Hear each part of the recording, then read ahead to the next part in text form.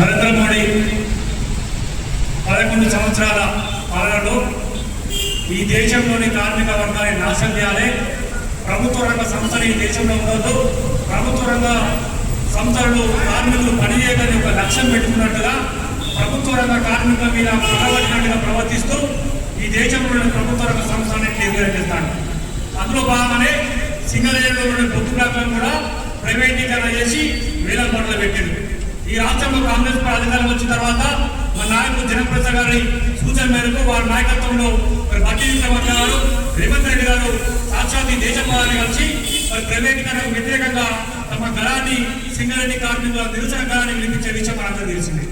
ఇవాళ నరేంద్ర మోడీ నాయకత్వంలో ఇవాళ గాలిలో నడిచే విమానాలు, నీటిపై నడిచే నౌకలు, ఇవాళ భూగర్భ గనులు, మిలిటరీని, చివరికి అంతరిక్షాన్ని కూడా ప్రైవేటీకరణ చేసి భారతదేశాన్ని మొత్తాన్ని కూడా ఆదాని అంబానీలకు అంటగట్టడానికి వారి చేతిలో పెట్టడానికి కుట్ర చేస్తాను. ఎందుకంటే 2 సార్లు ప్రధానమంత్రి చేసాడు, ఇప్పుడు 3వ ప్రధానమంత్రి అయ్యాడు.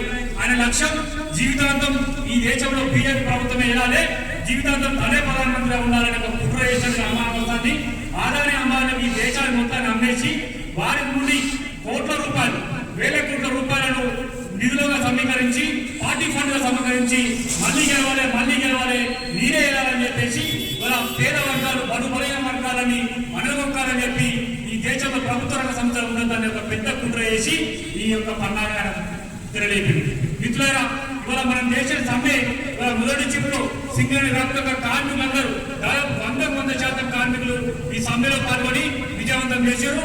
ఇదే స్ఫూర్తిని కొనసాగిస్తూ రేపు సెకండ్ షిఫ్ట్ లో, నైట్ షిఫ్ట్ లో కూడా మనందరం కూడా ఖర్చు కట్టిన ఐక్య ఉద్యమంలో జేఏసీ పక్షాలు అందరం కూడా కార్మికులను చైతన్యపరిచి ఈ యొక్క సమ్మెని ఈ రోజులో విజయవంతం చేయాలని అందరూ కోరుతాము. ఇందాక మనోడు చెప్పినట్టు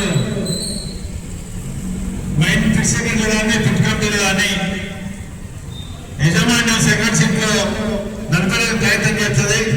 దయచేసి మీరు అందరూ కూడా మైన్స్ పైన దృష్టి పెట్టి సెకండ్ షిఫ్ట్ కూడా చూడాల్సిన బాధ్యత మన పైన ఉన్నది. కాబట్టి మీ అందరికీ ఈ వేదిక ద్వారా మీ అందరికీ కోరుకోవడం జరుగుతుంది.